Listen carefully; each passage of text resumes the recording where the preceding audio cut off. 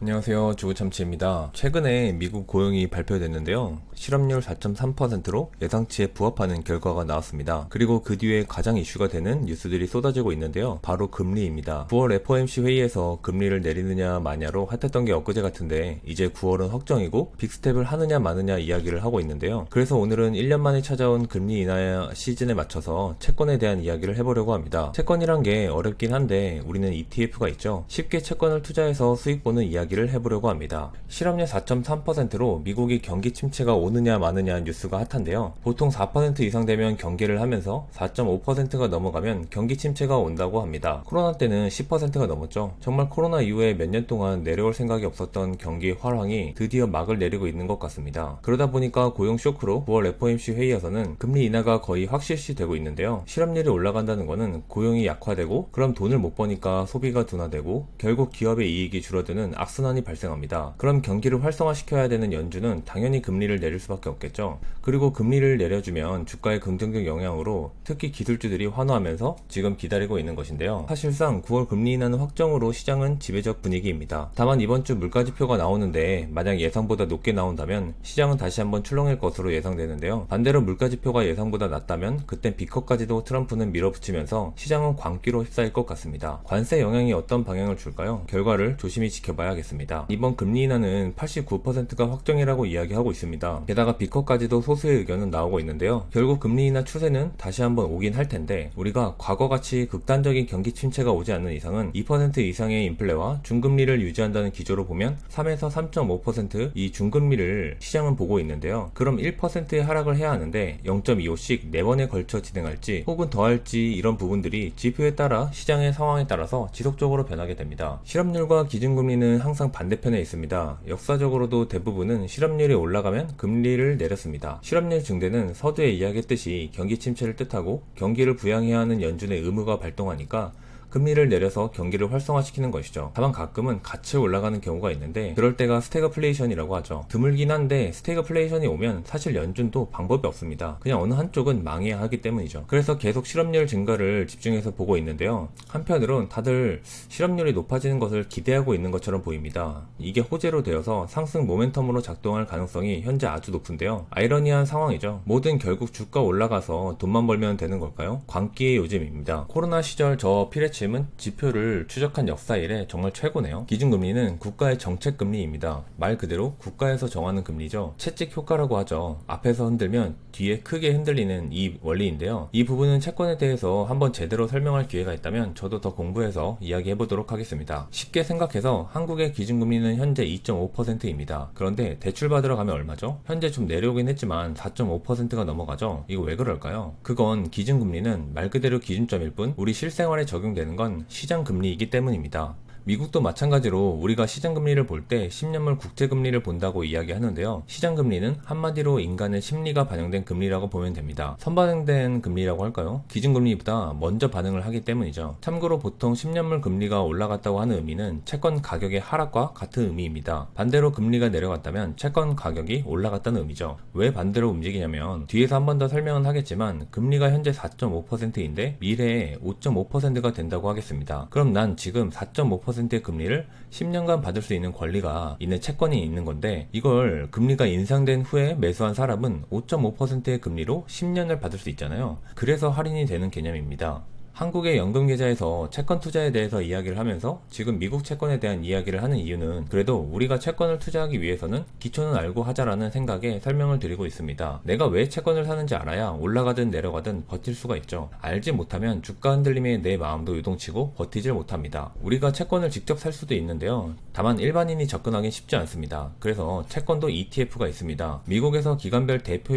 ETF 4개를 소개해 보겠는데요. 초단기, 단기, 중기, 장기 이렇게 기간별 4개로 나뉩니다. 하나씩 천천히 보면 티커로 적었는데 SGOV, 일명 스고브라고도 하는데 초단기 채권을 의미합니다. 3개월 이내의 채권이고요. 차트를 보면 주가 변동이 없죠. 사실상 현금처럼 취급됩니다. 배당을 받을 뿐이죠. 3개월 동안 금리가 변동될 가능성이 거의 없죠. 그러니까 가격 변동도 거의 없습니다. 다만 직접 한국분들이 투자하실 때는 조심해야 하는 부분이 가격 변동이 없기 때문에 임시 현금 피난처로 투자는 좋은데요. 지금은 고금리라 4%가 넘는 배당도 주고 있습니다. 그런데 우린 한국인이죠? 달러 투자를 해야 합니다. 환차익과 환차손에 대해서는 반영이 되기 때문에 이 부분은 조심해야 하는 부분입니다.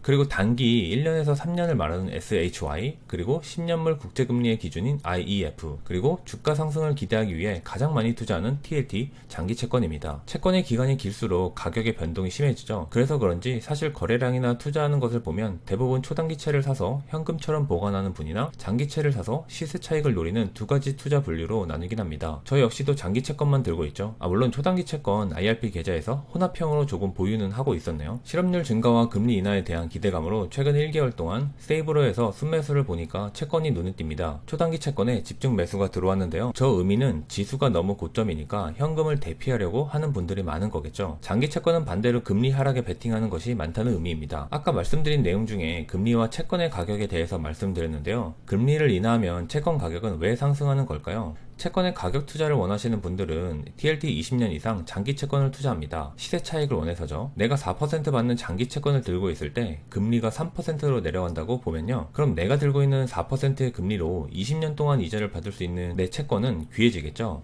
이제 금리가 3% 인하되면 4%는 발행이 안 될 테니까요. 그래서 더 귀해지고 수요와 공급에 의해서 가격이 변동이 일어납니다. TLT는 20년 이상 장기 채권을 모아둔 ETF인데요. 1%의 금리가 내려가면 TLT의 주가는 17%가 올라갑니다. 이론적으로요. 왜 그럴까요? 4%와 3%의 차이는 1%죠. 근데 4% 들고 있는 사람은 3%를 들고 있는 사람보다 1%를 더, 그리고 17년 동안 이자를 받을 수 있기 때문에 그렇습니다. 장기채 20년 이상이라고 하지 않았나요? 라고 하실 수 있는데 실제로 기간이 지나가겠죠. 20년 지금 들고 있다가 이제 19년, 18년이 되면 매도합니다. 그 안에서요. 그래서 TLT에 있는 장기 채권들의 총 기간 평균 합이 17년이기 때문에 17년으로 보는 것이고 이걸 듀레이션이라고 합니다. 어려우시면 TLT의 듀레이션은 17년, 그러니까 금리 1% 내려가면 17%의 수익을 볼 수 있겠구나 하고 타겟 수익률을 잡으시면 됩니다. 만약 코로나급 경기 침체가 와서 지금 4.5%의 금리를 0.5%로 단기간에 만들면 어떻게 될까요? TLT의 주가는 하늘을 향해 가겠죠. 이론적으로 68%의 주가 수익을 얻을 수 있습니다. 그리고 배당은 별도겠죠. 지금 금리가 4.5니까 중금리 3.5까지 간다고 하면 1%가 내려갑니다. 그럼 내가 TLT를 들고 있다면 3.5까지 간다면 대략 17%의 수익과 4% 정도의 배당까지 타겟 수익이 한 20% 정도가 되는 것이죠. 만약 1년 안에 내려간다면요. 다만 심리가 반영되기 때문에 정확히 일치하진 않지만 채권을 투자할 때 타겟 수익률은 이렇게 정하는 것입니다. 정리해보면 기간별 채권의 컨셉은 SGOV는 무위험 채권이라고 합니다. 22년 금리 인상되면서 그때부터 정말 배당주가 죽을 쓰고 있는데 그 이유가 여기에 있습니다. 위험성이 없는 채권의 금리가 4.3%입니다. 한때는 5%까지 갔었죠. 그럼 지금 배당주들 투자하면 5% 되는 게 몇 개나 있을까요? 대표적 배당주인 리얼티 인컴도 정말 주가 하락으로 최대치가 6%였습니다. 그런데 이건 리스크도 없는데 5%죠. 무엇을 투자할까요? 당연히 채권입니다. 그래서 최근 몇 년 동안 배당주들이 더 힘을 못 쓴 것도 있죠. 가치가 바래지니까요. 그 외 ETF인 SHY나 IEF는 사실 투자로서의 가치는 별로 없습니다. 정말 애매하기 때문인데요. 내가 금리가 하락할 것 같다, 경기 침체가 와서 금리가 급격하게 하락할 것 같다 하면은 TLT를 투자하시면 됩니다. 그럼 시세차의 극대화를 노릴 수 있죠. 각 기간별 차이점이 있고 투자에 대한 컨셉이 확연히 다릅니다. 채권을 설명하다가 너무 긴 시간을 잡아먹었습니다. 자, 드디어 본론인데요. 우리는 연금계좌라는 좋은 투자 수단이 있습니다. 직장인이라면 16.5%의 세액공제라는 막대한 혜택과 과세 이연을 받으면서 강제 장기 투자까지 할 수 있는 계좌죠. 연금계좌에서 채권을 투자하고 싶다면 어떤 것들이 있을까요? 가장 대표적이면서도 채권 중에 시가총액 1위인 에이스 미국 30년 국채 액티브 환해지 상품이 있습니다. 가장 오래되고 2조 3천억이라는 높은 시가총액을 보유하고 있죠. 배당도 4%네요. 월배당입니다. 저도 지금 2186주를 보유 중인데요. 대략 1700만원 정도 매수를 했는데 아직까지는 마이너스입니다. 제가 처음 샀던 게 23년 10월쯤이었나 했던 것 같은데 벌써 거의 2년 가까이 투자 중입니다. 23년도만 해도 사실 채권 투자 자체가 국내에서는 잘 알려져 있지도 않았고 관심도 없었죠. 그 이후에는 다양한 상품들이 나오면서 비슷한 걸로는 코덱스 미국 30년 국채 액티브 환해지가 있고요. 배당률이 5%입니다. 왜 배당률이 차이가 날까요? 이건 뒤에서 한 번 더 설명드릴게요. 초단기 채권은 1.37% 10%인데요. 이걸 투자할 바에는 수고보를 투자하는 게 낫겠네요. 채권도 커버드콜이 있습니다. 배당률 13%죠. 사실 채권의 가격이 정말 박스권을 오래도록 생성하고 있었기 때문에 커버드콜도 소량 투자했다면 좋은 투자였겠네요. 다만 이거는 밑에서요. 미국의 TLDW라는 종목을 따온 건데 채권은 안전자산입니다. 채권으로 일부 하는 것까지는 이해를 하는데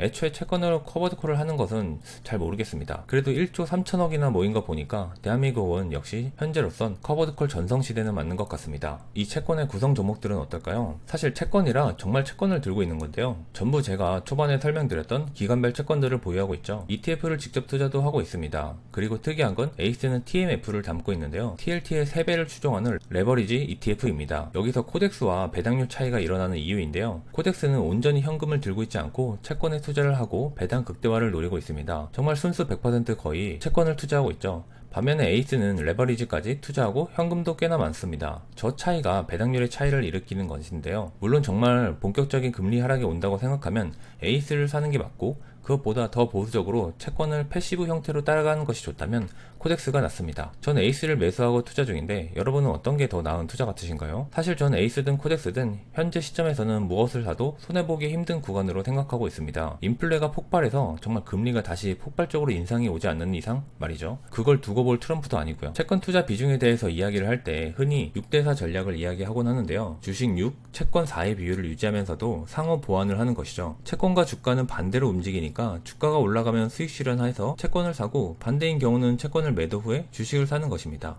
다만 이 전략이 전통적 전략이긴 하지만 25년 3월에 블랙록에서 경제 전문가들의 6대4 전략에 대한 의문을 제기한 자료가 있었는데요. 주식과 채권을 투자하는 이유는 상호 보완과 안전 그리고 변동성 완화에 있었습니다. 21년까지는 그 툴이 잘 작동됐죠. 안정적인 10%의 수익과 변동성은 4%로 억제했죠. 다만 22년 이후에 인플레발 이슈가 발생하면서 채권이 정말 지독하게도 오랜 기간 눌려 있었습니다. 그러다 보니까 토탈 리턴 수익은 줄어들면서 변동성은 3배나 커졌기 때문에 이 부분에 대한 우려를 표현한 것이죠. 물론 저도 6대4까지는 필요 없다고 생각합니다. 정말 내가 막대한 자산을 굴리는 사람이 아니라면 40%의 비율은 과한데요. 많은 분들이 차라리 기술주를 사서 수익을 올리는 게 좋다고 생각할 테니까요. 개인별로 기준이 다 다르겠지만 일반적인 투자자 입장에서 40%는 과한 것은 동의하고 있습니다. 다만 그럼에도 채권 투자는 저는 필수 라고 생각합니다. 항상 반대되는 자산의 보유와 보험의 역할 때문인데요. 지금 저렇게 인플레 이슈 이후에 악어입처럼 커져 있는데 저는 저 악어입이 기회로 보입니다. 이때 채권 투자하지 않으면 언제 할까요? 채권은 나스닥처럼 무한 적립 매수하면서 영원히 가져가는 상품은 아닙니다. 비중 조절이 핵심인 자산인데요. 금리에 따라 등락이 오가기 때문에 금리가 내려갈 때, 금리가 올라갈 때 적절히 비중 조절을 하는 것이 좋습니다. 금융위기 같은 것이 분명히 올 테니까 무조건 채권을 투자하자 이런 의미는 아닙니다. 정말 올지 안 올지 아무도 모르니까 자산 배분 차원에서 투자하자는 의미입니다. 우리가 보험을 드는 이유도 혹시 모를 리스크를 해칭하기 위함이죠. 지금 당장의 돈이 아깝다고 수익이 안 난다고 보험을 해지하지는 않잖아요. 10%든 5%든 20%든 결국 자신의 자산 상황에 맞게 필수로 보유해야 한다고 생각하고 있습니다. 채권은 당장의 수익이 아닌데요. 항상 보험으로 생각하셔야 합니다. 채권 투자하면서 재미없잖아. 그거 할 바엔 나스닥 산다, 테슬라 산다 하죠. 지금 당장은 맞습니다. 다만 결국 그 누구도 모를 위기가 찾아올 때 지옥에서 살아남기 위해 채권이 필요한 것입니다. 채권으로 100%,